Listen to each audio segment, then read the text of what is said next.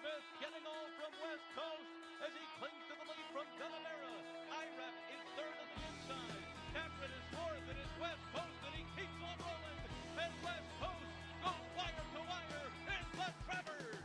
Live from the backstretch at historic Saratoga Racecourse, this is Racing Across America with Seth Merrow. Racing Across America is brought to you by Pinnell's Restaurant, a Saratoga tradition since 1922. 284 Jefferson Street, Saratoga, just minutes from the track. Thoroughfan, giving the fan a voice. Find them at thoroughfan.com. And Woodbine Racetrack. Pick, bet, and cheer on world-class horse racing north of the border.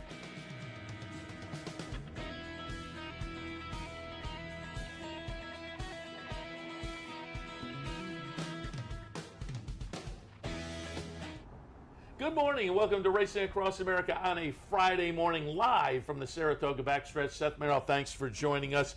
Coming up a little bit later, David Gordo, bloodstock agent. He found Zenyatta and some other very, very nice horses. We'll talk about the bloodstock agent profession. David Donk, trainer up here at Saratoga. He's having a really nice meet. We'll talk a little bit to him. He's got King Creesa in this afternoon in one of the New York Bred Stakes races. And we'll wind things up a little bit later on. Our annual pre-Travers visit from Randy Moss, NBC Sports. All of that coming up. But we're going to kick off the show with Clint Glasscock, owner and prominent owner, as it were, this year, with the Triple Crown winner in your back pocket as an owner. Good morning. Good morning. It was a great experience and experience of a lifetime. We'll talk a little bit about that before we get into that one specifically, though. Talk a little bit about doing some bio work. You're a Louisville native, but how did you get into the game? I mean, if you live in Louisville, like if you live in Saratoga, did you just fall into it? Well, kind of grew up at the track. My dad had me out there ever since I think I was 3 or 4 years old, and we got the ownership participation back in like 96, 97, and it's been a great ride. It's been a passion of my dad and mine, and we've had a lot of fun.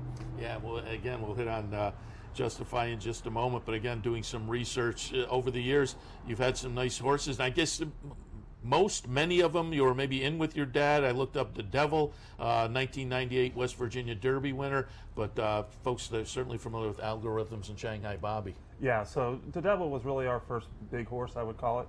It's a horse we had with Forrest Kalin, went on to win the West Virginia Derby, won the Kentucky Cup Classic, actually beat Cat Thief before he won the Breeders' Cup that year. At Turfway. No, I was referring to the odds. As a handicapper and better. Gosh, paid $133.60 to be honest with you, and I wasn't even there. Believe it's the only race I missed of his career. I had a whole 5 across on him, but that was our first big horse. He won $905,000, and then we joined a partnership with Old Memorial Stable with Coach Patino and Chris Sullivan in 01. We had some nice runners there. Something About Betty, My Lucky Free, Buffalo Man, AP Cardinal, and then we were fortunate to join Starlight in 07. And talk a little bit about the partnership concept, because I think that's become very popular over the past 10, 12 years or so. Starlight, one of the more prominent ownership partner groups in the game, and talk about just the partnership concept and your experience with Starlight. Yeah, so it's been great. We've been doing it since 07. We've got what we call units, probably 8 or 9 units in Starlight. Like my dad and I formed one unit in an LLC, and it's been a great way to, even though we only own 10%, but it's been an opportunity for us to participate at the high level. And before, when we were trying to do it on our own, obviously we couldn't participate with the type of dollars spent that Starlight's able to. So it's a great opportunity for us. We've got a lot of great friends, and it's been great for our family, and it's been a lot of fun. And that is one of the things, whenever we get partnership people in here, we always talk about the social aspect, and certainly that plays into Saratoga quite a bit. In the mornings, people, you can see from our set the groups that come in and enjoy time on the backstretch and whatnot as members of a lot of these partnership groups. And I know Jack Wolf and Don Lucarelli. Don kind of moving away, but still will a couple of years be part of Starlight, as he's still into some horses, and I know them and a couple of great guys, but that is certainly a significant part of the partnership plan, as you say, the social aspect and just the friends you make. Yeah, it's been a lot of fun. We've got a lot of people obviously from Kentucky, and then obviously Donnie up here in this area in Saratoga or Schenectady. So it's been a lot of, we've brought a couple friends into it. Chris Sullivan, who I was partners with before in Old Memorial, has joined. Chris Mara, who's obviously up here. So it's a fun group. We have a lot of fun together. and I guess it had to step up the level of fun. The first Saturday in May this year, we have the stretch run of the Kentucky Derby. Starlight had bought into Justify. And after they showed the replay, I also went out and found a little video, and I got a screen grab. WAVE, the television station down in Kentucky, I guess a buddy of yours had taken a shot of you, and so after we watched the stretch run, we will see you were watching it from a very unique position. But talk about this and just well, that's the Belmonts, so I'm not quite sure how. But this had to be as exciting with a Triple Crown victory. So talk a little bit about the Triple Crown and the excitement there. Yeah, so the whole experience was surreal. We, of course, you're watching the Belmont there, and the Belmont, we had Starlight, our group, had 107 tickets between families and friends, and so had friends from college and high school, and we had our two boys up there, and it was an amazing experience.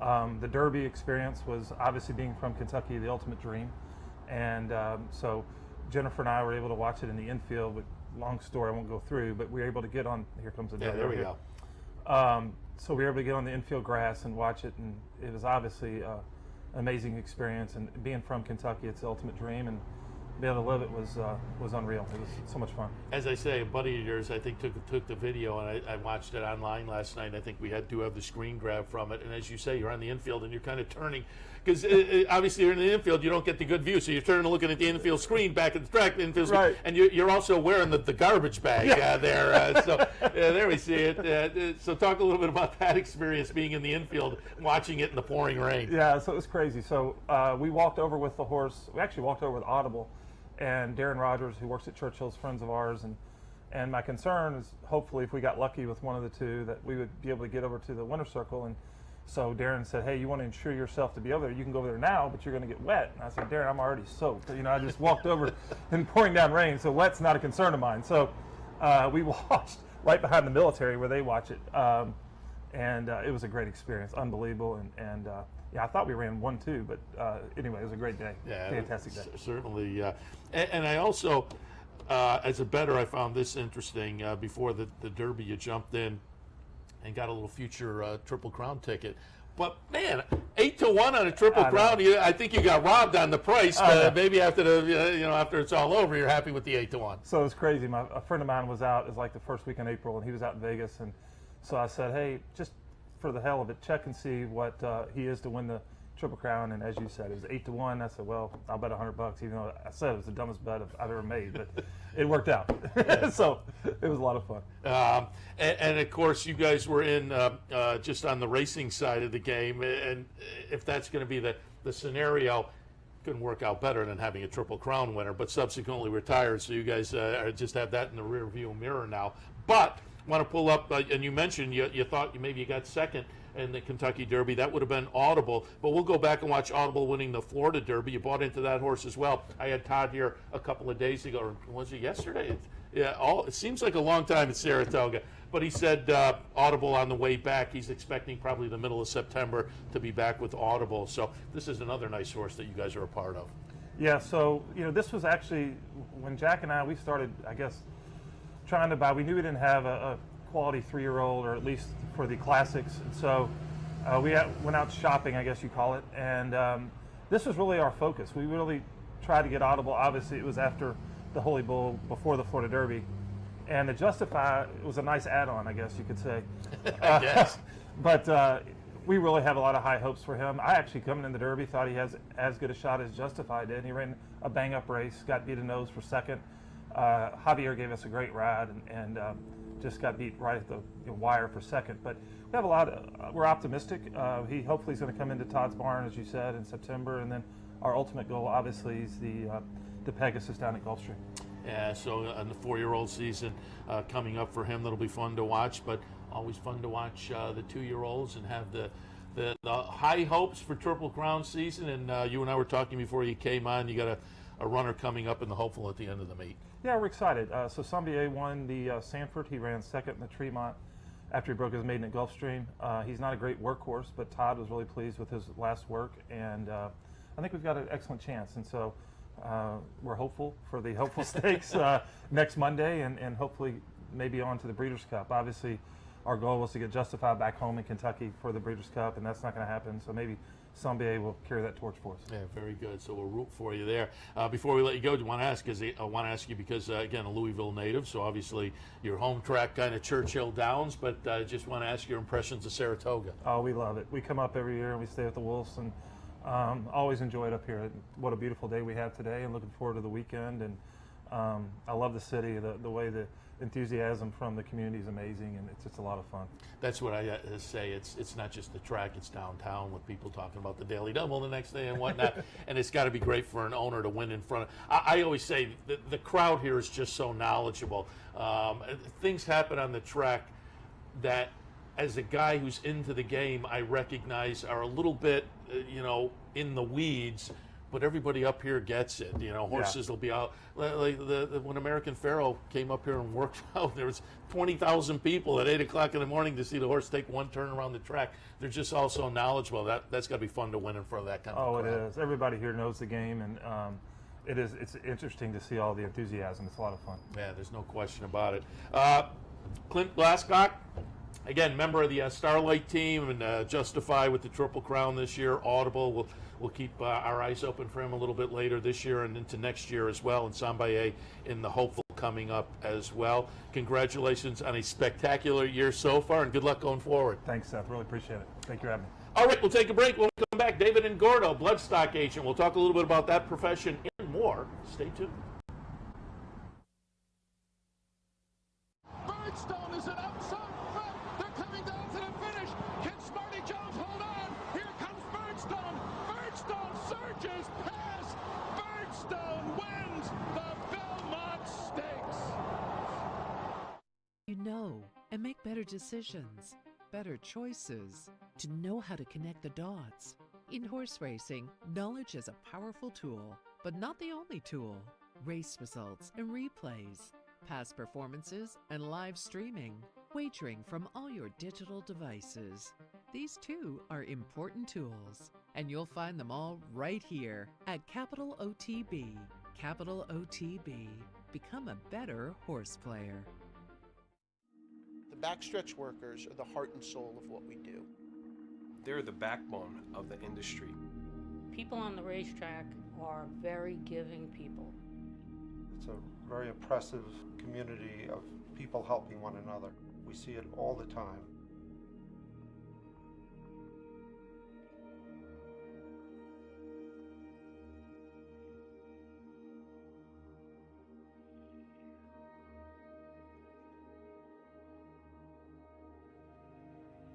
Any help we need is right there in their hands. It makes so much easier in the family to have somebody like Nathan to help them. Looking for a fantastic meal? Stop by Malcolm's, a unique farm-to-table restaurant experience. Located at 617 Union Street in Schenectady, Malcolm's offers locally grown fresh foods, mouth-watering flavors, an enhanced drink menu, and terrific service. Malcolm's is a sure bet during Saratoga season. Make your reservation today.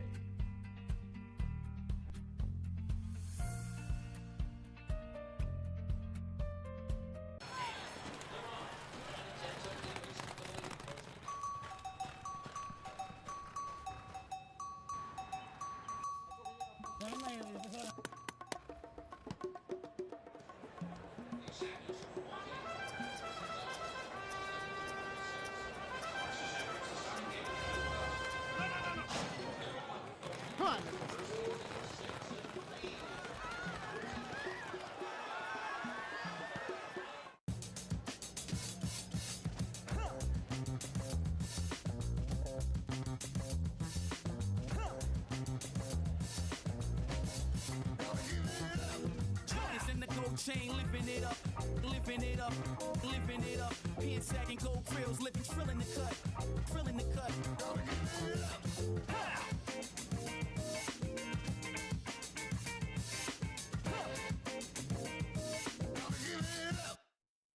Now it's It's a global series. The best racers from all over the world, the best trainers, the best jockeys. You can get a free entry into the Breeders' Cup, and everybody wants to run in a Breeders' Cup race. You get your travel expenses paid for the Breeders' Cup. Automatic berth takes a lot of pressure off. If we're considering two different races and one was a win and you're in and one was not, that would be the tiebreaker. It's probably the best thing that's happened to racing in the last 10 years. Breeders' Cup Challenge, win, and you're in. Welcome back to Racing Across America on this Friday morning. As promised before the break, joined now by David Engordo, bloodstock agent. Good morning. Good morning. How are you? Very good. And prominent bloodstock agent, because we'll talk about some of the horses you have picked up over the years, and they will be names people are very familiar with. But before we do that, just for people who aren't familiar, how would you define what you do? What is a bloodstock agent? A lot of people say it's like being a used car salesman, but that's not true. Effectively, I like analogies. So it's like a recruiter for, I go to all the Kentucky games. So John Calipari doesn't see every player play before he goes to recruit him. He gets a list. Like the baseball scout. Exactly. Okay. Yeah, 100%. Same thing. Yeah. And I actually work with a couple of baseball scouts, and Rocco Baldelli is a client of mine, baseball player. So they understand it really well, because you're giving the intel on the horses to the trainers or the owners before they'll ever see them a lot of times. So are you looking at sales catalogs, or is it even deeper in the weeds than that? Do you go beyond that? Well, I live in Lexington, Kentucky. That's my home, the Wall Street of the thoroughbred business. And there are horses I might have seen the day they were conceived because of whatever reason I was in the breeding shed that day. Or a lot of times I see them on the farms. I'm invited out to the breeders' farms or consigners' farms, or I have an association with Lane's End, so I'm out there all the time. I see these horses in the field. So by the time they're Catalina Cruiser, I would have seen that horse several times throughout its life. And it helps me make a decision on if we should buy them or not, because you have a little more insight into them.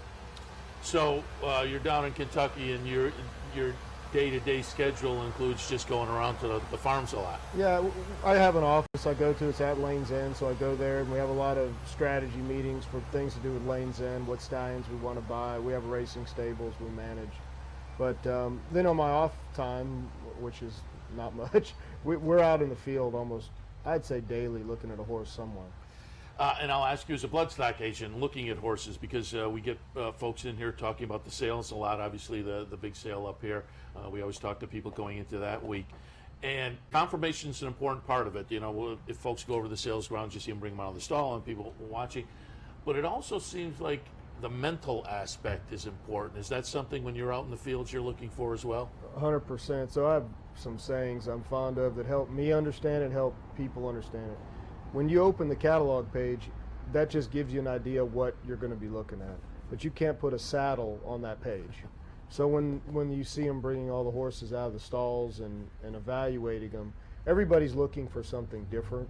But you want to see what they look like, see what the athlete is, and then how they handle it, because that's pressure. So the horse, they have to handle pressure up here. When you see them go to the paddock, you'll see horses wash out, different things happen. A lot of times I'll try to watch them in the back ring, how they handle all the activity. If they can't handle that, how are they going to handle the Breeders' Cup, the Travers Days, the huge crowds? It's just a small insight into what could be down the line. And a lot of the folks we talk to also say they're looking for horses at these sales that the head's out of the barn. They're like, "Ew, I'm curious what's going on," as opposed to hiding in the back of the stall. Yeah, we bought a filly over there for West Point and some partners, Hip 23, and we were always like amazed. She was right looking at the sales ring the whole time. And we went back after with my daughter and took a picture, and this filly acted like it was no big deal. Her mind was very solid and sound. That's something I think will translate later on. It's little things like that are the nuances and glances that go into this, that it's more than just what do they look like standing there. It's the deeper dive into it. That was the big price for West Point, right? No, that horse. No, he's. Oh, that was 90. Yeah, that was later in the. This was a filly, a New York bred Carpe Diem that was in the main sale, but she was early in there. The whole sale's going on the whole time in front of her, plus all day long, and she never turned a hair, and I think that's besides the physical attribute, mentally, what I like to see, because if they can't do it there, they're not going to be able to do it across the street. Yeah, and again, that's what a lot of people say when we talk to them about the sale. It's not just the physical; a lot of it is the mental. And I'll ask you about the physical and the mental as we pull up a replay here. We're going to go back and look at the Breeders' Cup Classic from 2009. The number 4 Zenyatta. We'll pick it up on the far turn.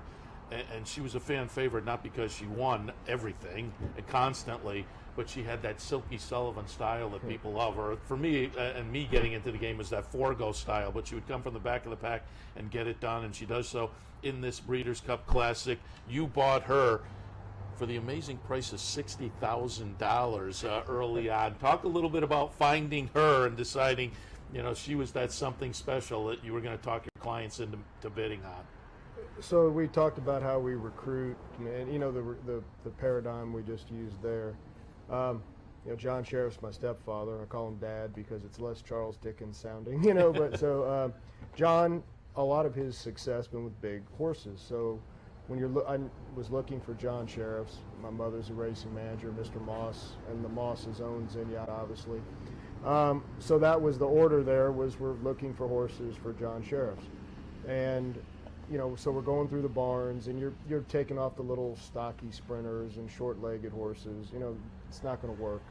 And so Zenyatta comes out, and just in frame and type was exactly what John would like. We took everybody down there.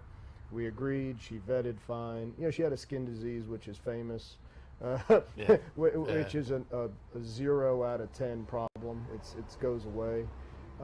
It probably did hurt her because, when you're going through that many horses, people want a reason not to buy them. I'm looking for a reason to buy them. So she jumped through all the hoops, came up in the back, and my mother and John and the Mosses were standing in the back ring of Keeneland, watching them parade around, seeing how her mind was, just the last glance before you decide what you're going to do.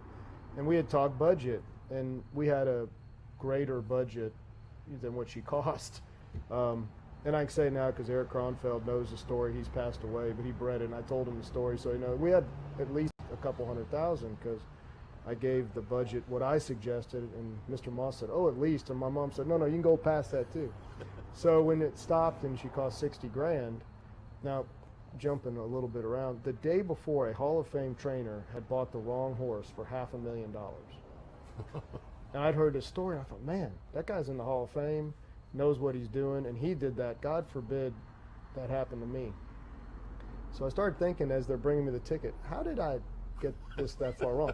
So I ran over. Mom was like, "What are you doing?" The guy at the ticket's chasing me, and I saw her come out of the back chute, within minutes of selling or seconds of selling, and I saw her face. I said, "Got the right horse." I went over, and my mom said, "What are you doing?" I was like, "I'll tell you in a minute." Signed the ticket, and that was that, and that's Zenyatta.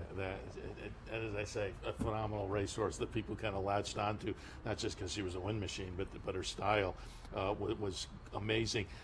You talked a little bit about your background and your family and whatnot. One thing I didn't mention is I looked up some bio information. You worked for Bobby Frankel, but not just worked for him. You worked for him when you were age 14. Yeah. A lot of people know, some people don't know. My father, Jerry Ngordo, who passed away when I was younger, was one of Bobby's best friends. And Bobby came from New York. My father's from New York. He'd been in California. They knew each other. And Bobby had a bookkeeper at the time, I think wasn't maybe handling the money the right way. And I don't think Bobby or my father each had like high-level educations. They were street smart. Yeah. And my mother's got, I think we've lost count how many master's degrees she has. So at that time, my mother was a school teacher, but getting into the horses because of my father. And Bobby said to my dad, "Isn't your wife really smart?" And my dad's like, "Oh yeah, she's smart. Well, I need some help." And my father arranged for Bobby to have my mother do the bookkeeping, and the rest is history. So when I turned 14, Sunday Silence had won the Derby, May 1st, whatever the first Saturday in May is. My birthday was May 15th. So I was now totally hooked and wanted to go to work. And I was supposed to, Laz Barrera was one of my father's good friends, Uncle Laz. And when he had just passed away, and Bobby said, "No, you come to work for me," and that was it. And I went to work, walking hots, and by the time I was 18, I moved up an assistant, and I wasn't going to go to college, and again, my mother stepped in and said, no, you're going to school, and they arranged for me to go to Kentucky. I worked at Juddmonte, and, you know, rest is kind of history. Yeah, very good. I want to touch on one other horse you picked up, because this is prominent just within the past week or so. We're going to go out and look at the Pacific Classic on the 18th of this month. Accelerate is going to win here as the number 8 horse. Win it pretty easily. I mean, what a chart margin is over 12 lengths as the 2-5 favorite. Steps up as, if not on top, certainly right in amongst the top few in the handicap division this year. Look at that NTRA poll. I think he leaped up over Justify this week. So this was a pretty big performance in the Pacific Classic. Talk about scouting him out and picking out Accelerate. So a lot of times, you know, the catalog page is there for a reason. It reminds you of horses in the family. We had bought a horse called Daddy DT out of the dam. Asmussen horse, right? Well, no, it was maybe at some stage, but Sadler had him. Okay. We bought him as a yearling. He's by Scat Daddy. We break everything down at Mayberry Farm. I have an association with them. So we had bought Daddy DT as a yearling. He was going into his 2-year-old year at this time, and he was pointing towards the Breeders' Cup. So he had some form. John liked him, and he ended up being 3rd in the Breeders' Cup turf, the 2-year-old turf race. And John said, you know, we really like this horse. And I said, well, the Papp brothers here, by looking at Lucky, who we like, and thinks a pretty underrated stallion from the Smart Strike line, which I knew a lot about from Lane's End and all that. So as an individual, I said, this is a beautiful horse. He just happens to be a late foal. Well, we love the brother. Let's go for him. And it wasn't a whole lot of rocket science, except that we had some extra information, and it went from there. You know, you mentioned a couple times the price. Is that part of your job too? Do you calculate, okay, I like this horse, I'm recommending this, and here's the range that probably this horse fits? Correct. So we'll, again, take the pedigree. You know, you're not going to pay $1 million for a horse that has a blank page with little residual value most times. So overall, we try to take the pedigree into account, but the first thing for me is the individual. So if you have a A++ individual with a really good pedigree, you can give a range of the price, and then you add on extra dollars for the add-ons. You know, he could be a stallion one day. It's got a huge broodmare potential. You know, whatever little things you're looking for. Each client's individual needs factor into why you're going to pay a certain amount for them. So it's a huge part of what we do is valuing what we've evaluated in the horse. So what's up next for you? I'm assuming Keeneland. Yes, Keeneland, we're in training. You have to be fit mentally, physically. What is that, a week? More than 10 days, right? It's a couple of weeks long. Yeah. There's 14 days of sale, and we start a week from Friday, I think, looking at horses. And it's a grind mentally, physically. It's for all the people, whether it's the horses, the staff, the owners, the accountants writing checks. It's tough. Well, we'll certainly be watching for more of your horses to come to the track. We'll see what Accelerate does the rest of this year, as I say, as he now sits on top of that handicap division. We wish you a lot of good luck going forward. Thank you. Appreciate the visit this morning as well. David Ngordo, Bloodstock agent. We'll take a break. When we come back, David Donk in the house, trainer, and a little bit later on, Randy Moss from NBC Sports. Stay tuned. For 4 generations, Bruce Cerrone and his family have continued the 96-year tradition of delighting their local following and faithful summer crowd with the finest authentic Italian recipes. Classic Italian dishes made with the freshest ingredients and served in a home-like setting where everyone is welcome. Some things have changed in the last 96 years, but not Pinnell's commitment to the finest in Italian cuisine. Pinnell's Italian Restaurant, a Saratoga tradition since 1922. 284 Jefferson Street, just minutes from the track.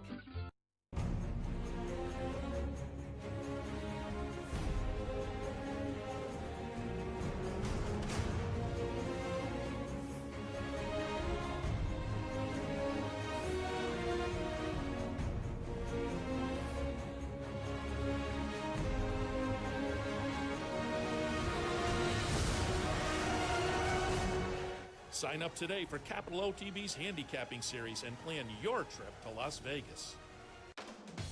Visit Rivers Casino and Resort, the Capital Region's only destination for live table game action and the hottest new slots paying out millions.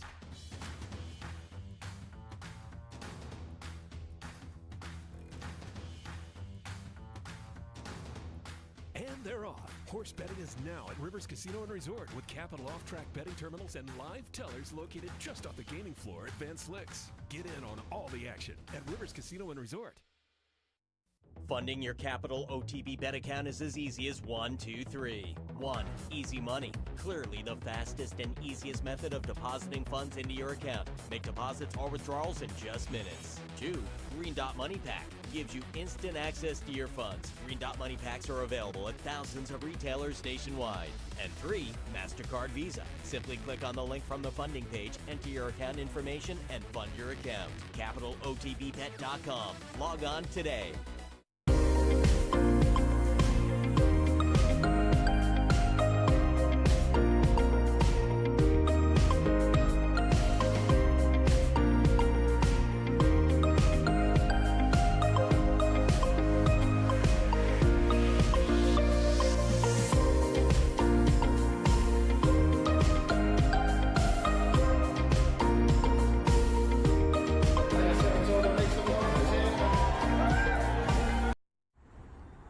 Welcome back Friday morning live from the Saratoga backstretch, and happy to talk to trainer David Donk. Dave, good morning. Good morning, Seth. How are you? Very good. Happy to have you on board. Talk a little bit about some of the wins you've had so far, and you got one in this afternoon. We'll hit on that. But first, I pulled up the Equibase stats because I knew you were having a pretty good meet. But top 10, and so far so good at Saratoga in 2018. Yeah, much better than I could have hoped for. Was looking to get to 1. So, yeah, it's gone well, you know, having some fun, and, you know, don't have the best horses, but, you know, a lot to run, and I'm happy the way things have gone. Yeah, we'll watch some of the winners because, again, it's been a very nice meet for you so far. I had a question, though, that I thought about the other day that I would ask a trainer when he came in, and I have a feeling it may be different for different trainers, but I'll ask you. Because as a handicapper, sometimes we look at a horse who goes out first time with the blinkers. And a lot of times people will then look at that last workout and maybe assume, oh, had the blinkers in that workout. Is that something you can always make an assumption? If you try blinkers for the first time, will you work the horse out in blinkers? Yeah, you would have at least galloped him in blinkers, and you probably have breezed him in blinkers. And he's probably give you the indication that, you know, yeah, this might work. So most likely, I think you'd probably want to see a pattern of trainers and how many people do it, how many times they make a change, how successful it is. But yeah, for the most part, we've definitely experimented with them in the morning, and we've liked what we've seen. Yeah, as I say, sometimes handicappers, we look at, oh, there's a good workout there in blinkers today. Hey, probably had the blinkers on. I didn't know whether that was a norm or not. And as I say, it may be different for different trainers as well. Another question I've asked trainers when they've come in, a couple of weeks ago, I started thinking as I was driving in one day, I'll ask some of the guys, because training is a tough job. Living animals, 24/7, 365. So you're always plugged into the game, and you have to get the wins, and you have to deal with the owners. But what gets your juices flowing? What makes you want to be a trainer? What do you like about the job? Well, I don't think it's a tough job. I think, listen, I love to coach my own kids, other kids. One, you hope you find something in life that you like to do. And 2, if you find something you love to do, you have the chance to be very successful, no matter what it is. So, you know, listen, it's like all of us, including yourself, sure, we get addicted to this sport. And I did at a young age. It is 7 days a week. You know, the difference is if you own your own business, you will work 80 plus hours a week. If you're an employee, you'll work 40 hours a week. So, you know, when I was a kid, my dad was a farmer and a small entrepreneur, and he said to me, it's not the worst thing to own your own business, and there's pluses and minuses. And but obviously, I love what I do. The greatest part of the day is 5:30 in the morning, first set. You know, it's quiet and it's serene, and especially this time of year right now as the weather changes a little bit.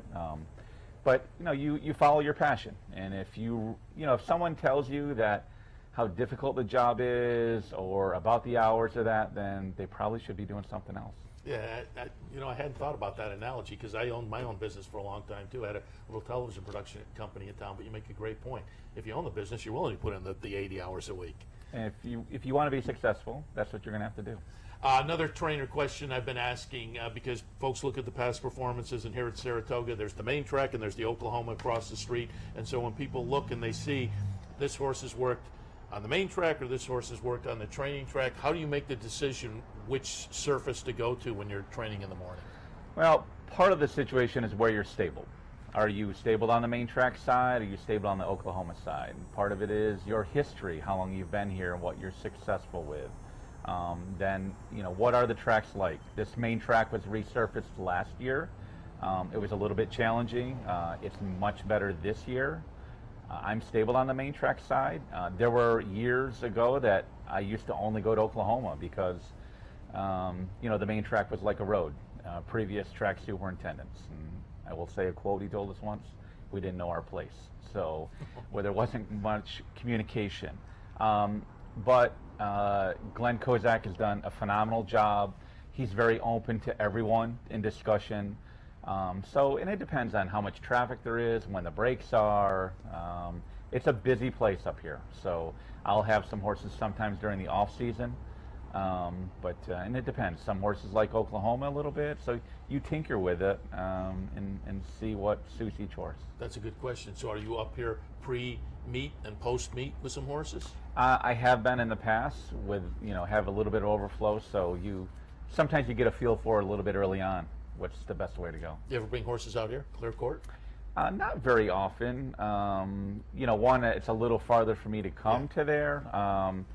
And probably if I need to go there with one, I've got more of an issue than I want to have. Well, that's what most people say. They say it's more like a mental thing over there. It's just kind of maybe relaxes a horse who's a little too keyed up. It's nice and quiet here. It sits right behind you. There's some barns over here. I'm sure it's quite handy to tinker with a few horses. But I have come over in the past, but it's been quite a while. And I'm sure convenience is a big factor, because a lot of times I'll see the horses when I drive in the morning cross the street from the harness track, and for them it's just a little, it's convenience. Yeah, right if they've got a horse they just want to hack around, jog, and not overdo it a little bit, they're liable to come over here. All right, let's touch on some of the winners. As I said, it's been a nice meet for you so far, and really we're only going back the 3 winners we're looking at just in the past week and a half or so. But I wanted to go back to August 15th. We're going to take a look at Elegant Zip, break the maiden, state-bred maiden specials going 6 furlongs. Elegant Zip's going to be the number 6 horse in here. She had debuted at the beginning of the meet and ran a good second. So you had kind of a quick turnaround here. You're a part owner as well, but it was a nice performance by Elegant Zip to break the maiden. And being a New York bred, I have to think you think there might be a nice little future for her, and maybe some New York bred, potentially, I suppose, stakes races you could take a look at. Yeah, 2 very good efforts up here. Her first race beaten by the favorite that's in the stake today, the Seeking the Annie. So came back and looked like we were going to hook a pretty good filly of Rick's in here, and I thought it was a very good time the way she did it. She was really game on the inside. So yeah, I thought it was a big effort. As good or better than I could have hoped for, and we'll see where we go from here. Yeah, and I'm assuming with 2 under the belt at Saratoga, Belmont's next. Yeah, I think the GEMA is on September 19th, 7/8 of a mile, so ideally that's the next opportunity. All right, I have another New York bred we're going to look at in just a second, but as it is 2 New York breds in a row now, I just have to ask you, because it's New York Showcase Day, and we'll talk about one of your stakes runners as well, but I've been saying for the past 2 weeks, that 10-day period from the Whitney through the Voodoo Song, what a 10 days for the New York breds, and the $1 million seller at the open sale, and New York breds just kind of went through the roof. The advertising not necessary. They were doing their own advertising on the track and over at the sales pavilion. Yeah, listen, I'm stable in New York year-round. A lot of my clients have New York breds. Even Chad or Todd have a bunch. You need to be diversified in those categories, and certainly it's a lot of fun. We've seen a lot of really good ones. Sometimes that makes it challenging, but it's a great opportunity for me, but more importantly for the clients. Yeah. All right, let's go to that aforementioned other New York bred, another New York bred maiden special event. This was back on the 10th of this month. This one was a first-time starter for Patricia Generazio. Veterans Beach, the number 3 horse in here. Nice field of 10, and gets it done. What's the chart margin? Just under 2 lengths at 9-1. Pretty good-looking debut for Veterans Beach. Yeah, he's a horse that knew wanted to get to the grass, pointed for the grass. The Generazios have had some really nice grass horses, grass sprinters. I wasn't quite sure if he was really meant for just sprinting, but certainly love the effort here. Broke well, rated kind, and when Manny asked him, he really responded. And what do you think's up next for that one? Well, I'm a little bit of a quandary here because in this kind of category, there really aren't that many opportunities. I know the futurity has changed to grass this year, later in October.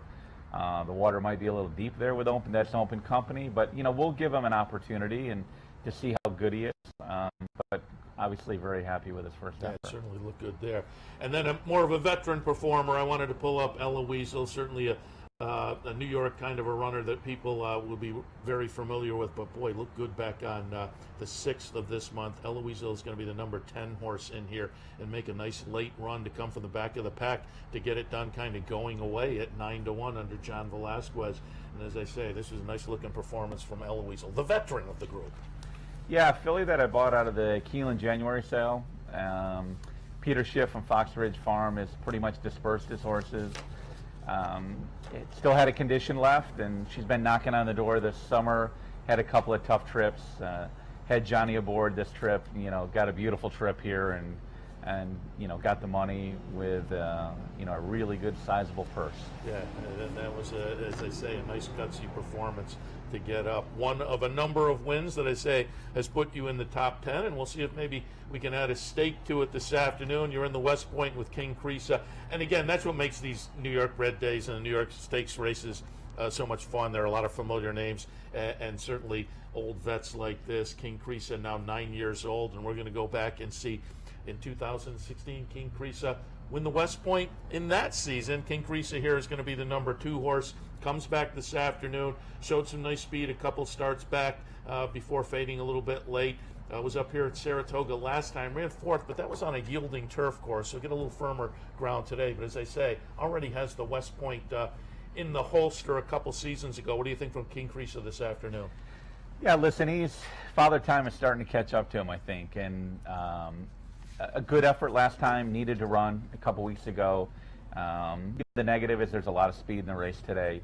He's had an opportunity to dictate the pace in a lot of races, but he's doing really well, deserves the opportunity, and I think ideally the plan is at the end of the season he'll probably be retired, and Michael Blowen at Old Friends has a lot of interest to have him there, and I know Jerry and Susan have met with him, and so ideally, that's what he gets to do at the end of the season. As I say, he's a familiar name to folks who follow New York racing. We'll root for him this afternoon. As Dave will root for you, not only this afternoon, but the rest of the meet. As I say, been a great beginning of the meet, or a great first 2/3 of the meet, so congratulations there. Good luck going forward. Well, thank you very much, Seth.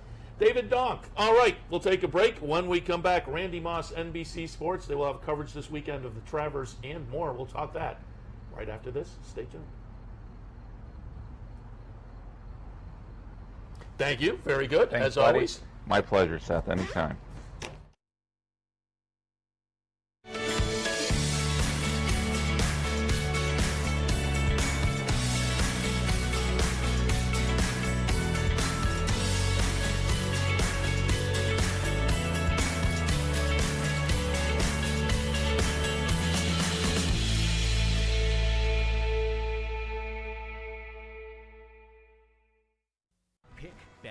cheer on live racing from Woodbine and Mohawk Park.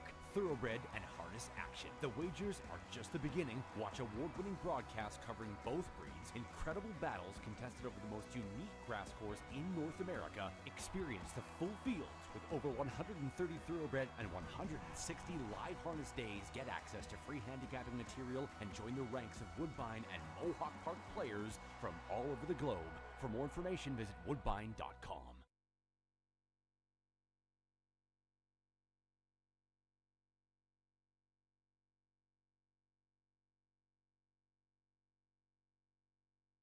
And are you guys coming back next week too? Yep. Woodward? Yep. Magic coming in from the Haskell. It's proven to be kind of a difficult hurdle. Any worries about the Haskell to the Travers? No, I thought he won the Haskell comfortably.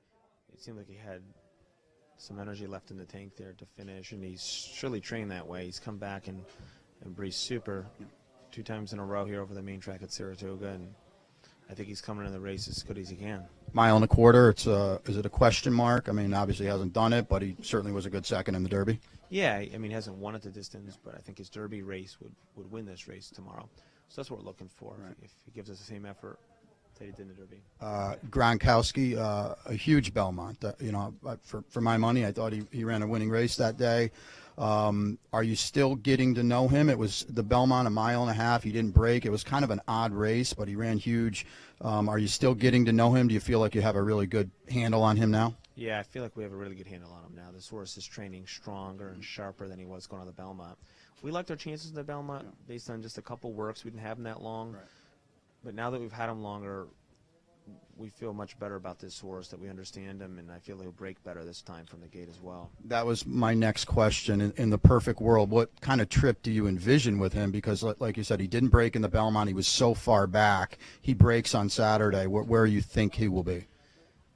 He'll still be towards the rear of the field, but not so far back this time would be what I'd guess, what I'd hope for. And then from there, I think it's important for this horse not to be stopped at any point of the race. I want to continually move forward. Good magic, at least on paper. Looks like he's going to trip out really nicely in a race where I didn't think there's a lot of speed on paper. You envision maybe laying second, third, and fourth early? I would agree with you. I don't think there's a ton of speed in the race. He's posted real well outside where Jose can hopefully just pick the spot where he wants to be.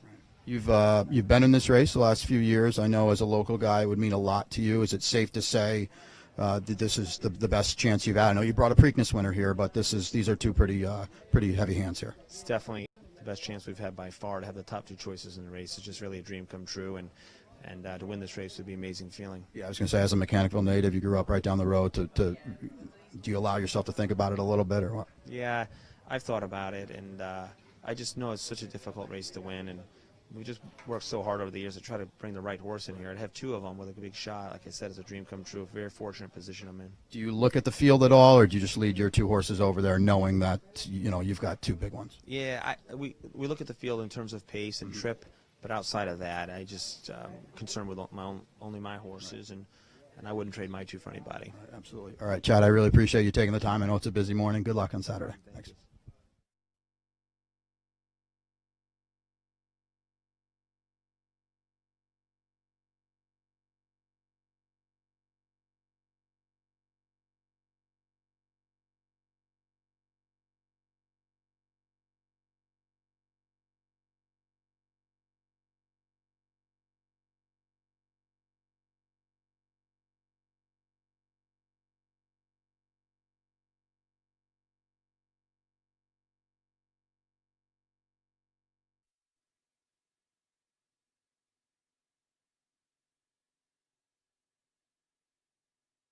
Giving some thoughts for this weekend, our annual day before the Travers visit from Randy Moss of NBC Sports. It's a tradition. It is a tradition, and we enjoy it. Usually Jerry Bailey's here, but you were saying, Jerry, I hadn't even thought of that with the red jacket ceremony this morning. Jerry has other plans this morning that trump us this time around. But we will certainly get in plenty of information via Randy and his thoughts. You and I were talking before we went on. Just alert people, the broadcast tomorrow, 4 to 6 on NBC. 4 to 6, and we've got 3 live races. We start off with the Forego, which is a win and you're in for the Dirt Mile, coincidentally, even though it's a 7-furlong race. And most of the horses in there, I think the leading contenders are sort of being prepped for the Dirt Mile. Not all of them, but most of them. And then we do the Sword Dancer, and then obviously the Travers. Yeah, it should be a great broadcast on a great day of racing. The weather has turned, and it looks like it's going to be just a fabulous afternoon. Let's jump in and talk a little Travers Stakes and get some of your thoughts. I handicapped and went with Vino Rosso, and we've shown that, had Todd in yesterday. We showed that race. We've looked at the Good Magic race also over the past couple of days. I wanted to pull up something a little bit different. Okay. And so I pulled up the Belmont Stakes, and we'll watch Gronkowski run second. I was telling you before we went on the air, I talked to Chad the day before, and he wasn't that high on Gronkowski, but Gronkowski a good second at a mile and a half. He's now playing into my mix. I'm putting Vino Rosso on top, given what we saw in the Jim Dandy, and I talked to Todd, and they're going to tinker a little bit.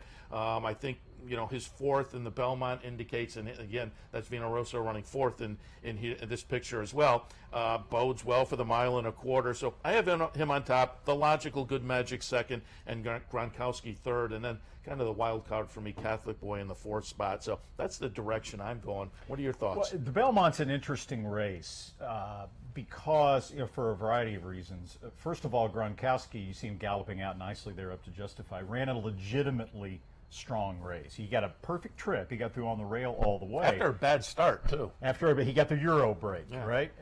But Chad had only had Gronkowski at that point for a few weeks. Didn't really know what to think of him. Gronkowski was, quite frankly, the butt of a lot of jokes going into the Kentucky Derby when they wanted to run him in the Derby.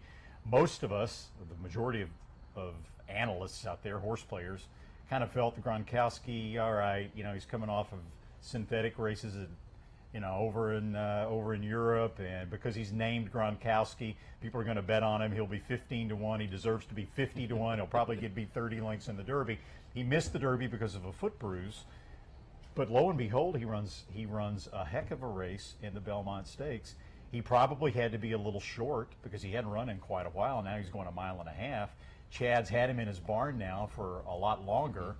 So I think you can legitimately expect to see a better Gronkowski in the Travers than you did in the Belmont. On the other hand, in the Belmont Stakes proper, just looking at the Belmont Stakes, I think Vino Rosso was the second best horse in that race. John Velazquez had to use him early to try to go after Justify, who was getting a cakewalk on the front end. And I had Todd in yesterday, and that's exactly what he said. He said he didn't blame Johnny Velazquez because he kind of had to make that early. He was riding to win. Yeah, exactly. If he had been complacent and had set back and wanted to finish second, I think Vino Rosso would have run second. But he had to try to tie into Justify early. And as a result, Vino Rosso weakened a little bit in the last eighth of a mile. So it's just another interesting element when you look at this Travers Stakes. There's a lot of horses in here that could run well, and it's going to be a fascinating race. Yeah, I think there's all kinds of good storylines. You have the filly in here, and you have Mendelssohn, and I'll ask you some of your thoughts on some of those horses, because Mendelssohn, to me, the UAE Derby was phenomenal, but, the filly ran second, and I don't know whether the filly's proven that she's super special necessarily. So I have kind of taken a stand against in the last couple of starts, and that's worked out for me. I'll take a stand against Mendelssohn again. If that one wins, I'll be on the sidelines, but it is Aidan O'Brien coming over with the horse, so I have to pay attention just on that fact. I took a huge stand against him in the Kentucky Derby. In fact, I said on the air he had absolutely no chance to win. He's not as good as he looked in the UAE Derby. The racetrack was hugely speed biased that day.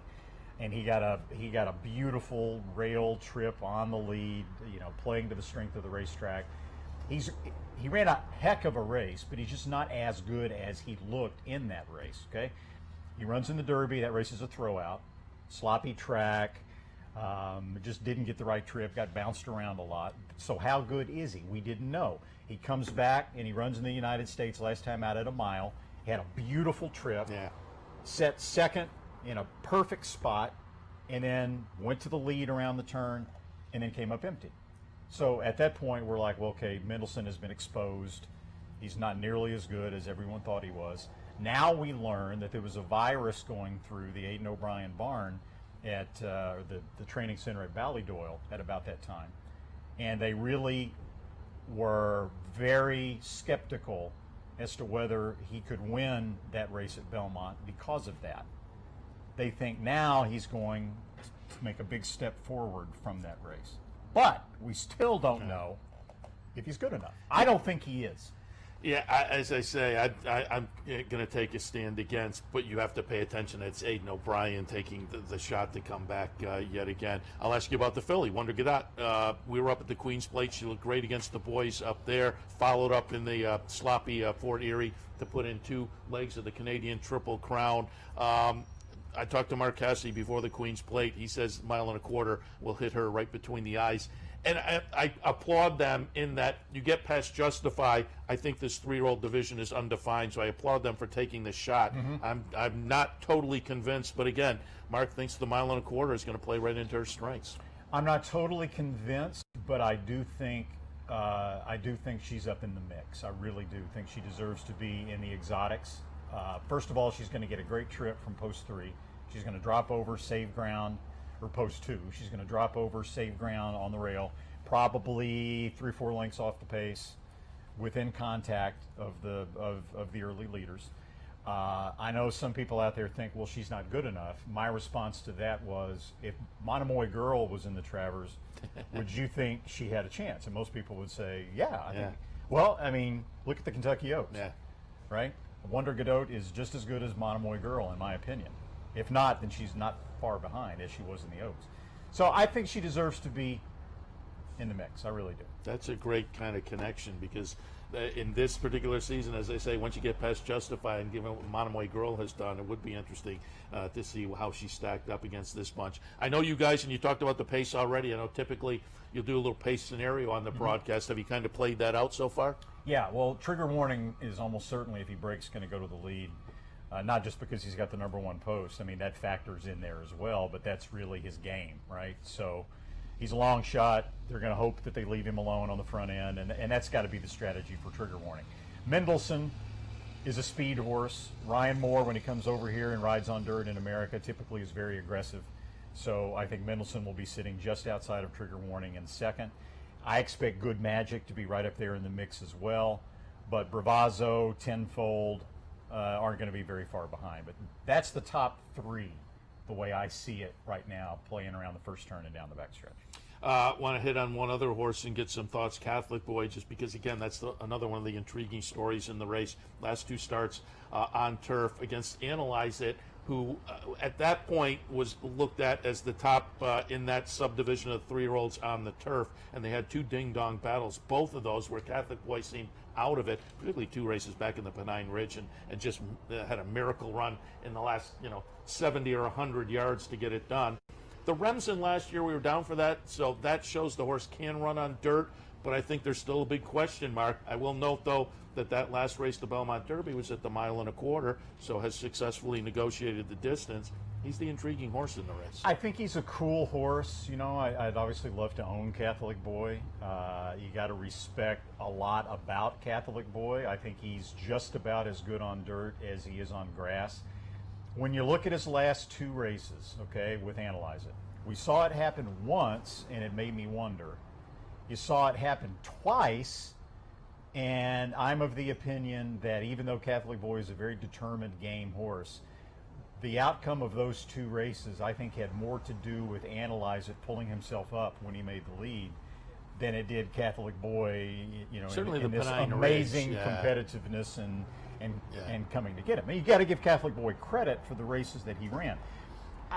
I think he's about as good talent-wise as most of these, maybe with the exception of Good Magic.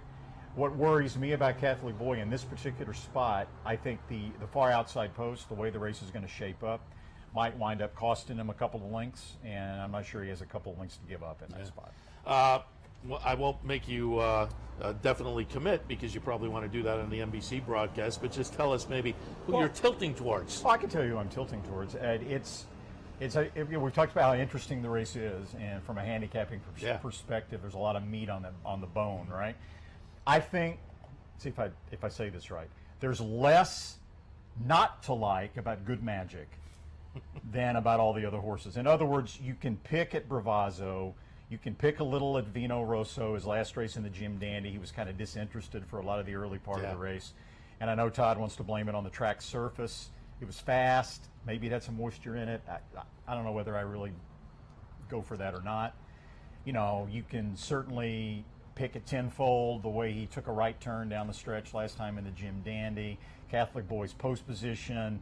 Gronkowski still don't know quite to make. There's a lot of things you can pick apart.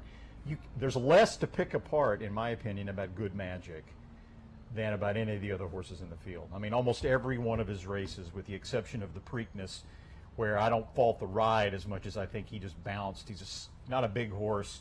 He ran really hard in the Kentucky Derby, close to the pace. I think he reacted from that in the Preakness. Every other race, I think, would probably win the Travers. So I think he's the worst to beat. Yeah, and I took Vino Rosso, again, for the reasons I stated earlier, but part of it I liked him in the Jim Dandy, and so I was kind of married. You don't want to jump off on a race where, again, given that Good Magic will take the money, Vino Rosso will offer some odds, and so I was more kind of value, definitely. But Good Magic clearly if you were going to define the 3-year-old class at this point, I think virtually everyone would have him number 2.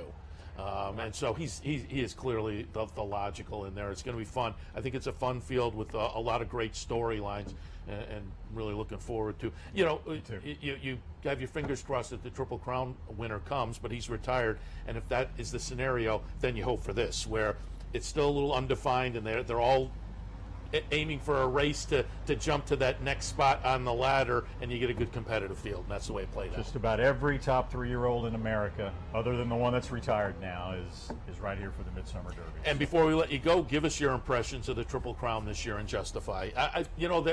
I have heard, obviously, when you're up at Saratoga, everybody's into horse racing. There's a lot of horse racing conversation, and during the meet, I've heard discussions, both sides. Justify with the abbreviated campaign, you can't call him great. Justify with the abbreviated campaign, but in the course of the number of days he did it, makes him great. What were your feelings on the Triple Crown this year? He deserves to be labeled as great simply because he swept the Triple Crown. And we all know historically how difficult it is for any horse to sweep the Triple Crown. He gets extra credit, in my opinion, for doing it with as little background as he had, right? The first horse since Apollo, right, to win the Kentucky Derby, not having run as a 2-year-old. I mean, we know how difficult that has been historically. Not as difficult as it used to be because horses are trained differently nowadays, but he gets some extra credit for that. It's unfortunate that we're not going to get to see him run again, to really be able to place him historically. Right now, on the evidence that I've seen, I don't think he was quite as good a horse as American Pharoah. Okay. But obviously, Justify is a very, very talented horse. Unfortunately, the Belmont doesn't leave a lot of people with a good taste in their mouth, the way all the different things transpired in the Belmont Stakes, right? I mean, he got pretty much a cakewalk on the front end in that race. But hey, I mean, he makes his own luck. Justify and his tactical speed. The Derby, no horse should have won the Derby with the pace that he endured. I mean, look right now at the way Promises Fulfilled is running. Okay, and imagine Justify going head-to-head early with Promises Fulfilled in the Kentucky Derby at 1.25 miles, breakneck pace, and still able to win. So. Yeah, and as I say, doing it in the compressed period of time, you did it. I heard a great analogy from somebody on the front side a few weeks ago, where they were trying to explain what Justify did to a non-horse racing fan, and the person happened to be a golf fan, and he said, "Well, imagine this: somebody goes out for their first golf game and they break the course record, and then they go out for their next golf game and they win the local tournament, and then they in the third start they win the local championship." And then in starts 4, 5, and 6 in a 6-week period, they win the Masters, the PGA, and the U.S. Open, and that's kind of what he did. And I thought, well, that's a pretty good analogy, and to do it in that compressed amount of time, it was pretty special. And you of course were down there for NBC. We talked about after American Pharoah. I was down on the apron again for Justify, and it just we talk about horse racing and doesn't get the fan base. But boy, American Pharoah, when he came down the stretch, and again for Justify, certainly there was a good fan base that appreciated what they were watching. Yeah, I mean, I don't think any of us will ever experience anything at a racetrack, and maybe I'm being pessimistic when I say this, but like you did in 2015 when American Pharoah hit the wire at the Belmont Stakes. It was sustained. That was what 37 years of pent-up emotion from people, and it was just one of the most unbelievable sporting events I've ever seen. I'll tell you how loud it was. It was so loud that on the NBC set, right, you had Tom Hammond, me, and Jerry Bailey. And after the race is over, Tom Hammond is supposed to speak like he does, and I did. And the crowd noise was so loud, it was coming through my mic and Jerry's mic, and it was distorting Tom's mic. So in the truck, the audio guy had to switch off our microphones so that people could actually understand what Tom Hammond was saying. That's how loud it was. It was incredible. And again, the American Pharoah was much more sustained. They kept it when he came back and went up the stretch and whatnot.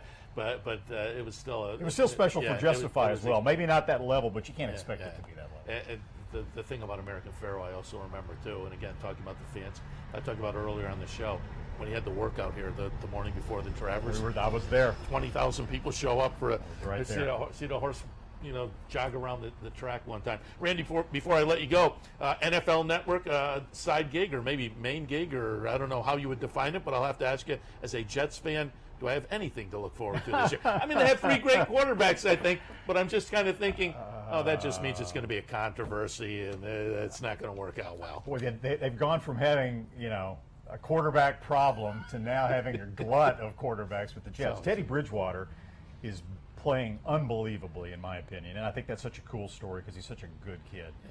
Sam Darnold has done absolutely nothing wrong, which surprises me, honestly, because I thought coming out of USC, too many interceptions, too many fumbles.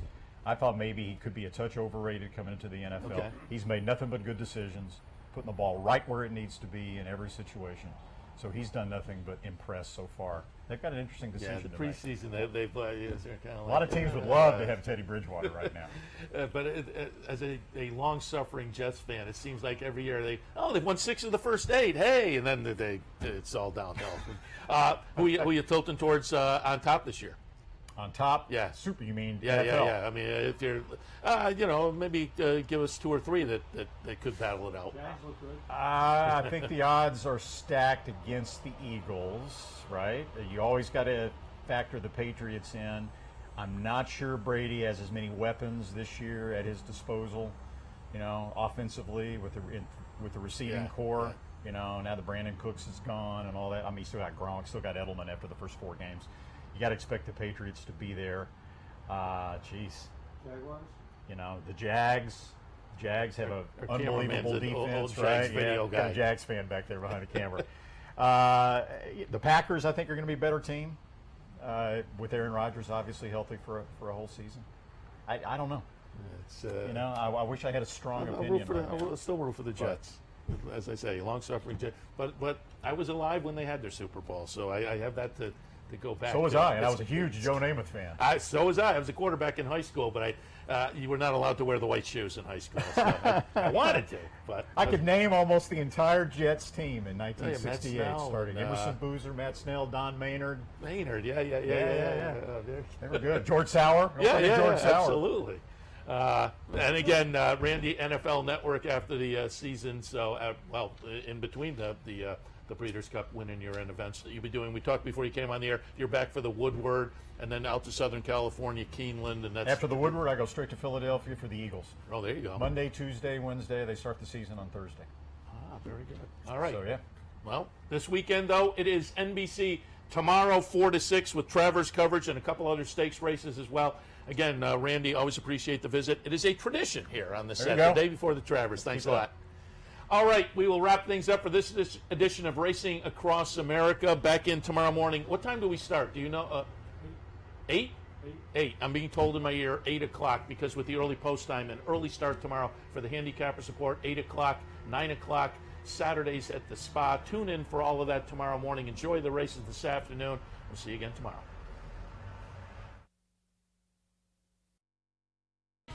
You've been watching Racing Across America with Seth Merrow. Racing Across America has been brought to you by CapitalOTBBet.com, the premier online wagering site in New York State. CapitalOTBBet.com. Sign up today. Pinnell's Restaurant, a Saratoga tradition since 1922. 284 Jefferson Street, Saratoga, just minutes from the track. Thoroughfan, giving the fan a voice. Find them at thoroughfan.com. Woodbine Racetrack. Pick, bet, and cheer on world-class horse racing north of the border. And the new Capital OTB mobile app. Wager anytime, anywhere. Download it free from the iTunes Store or Google Play.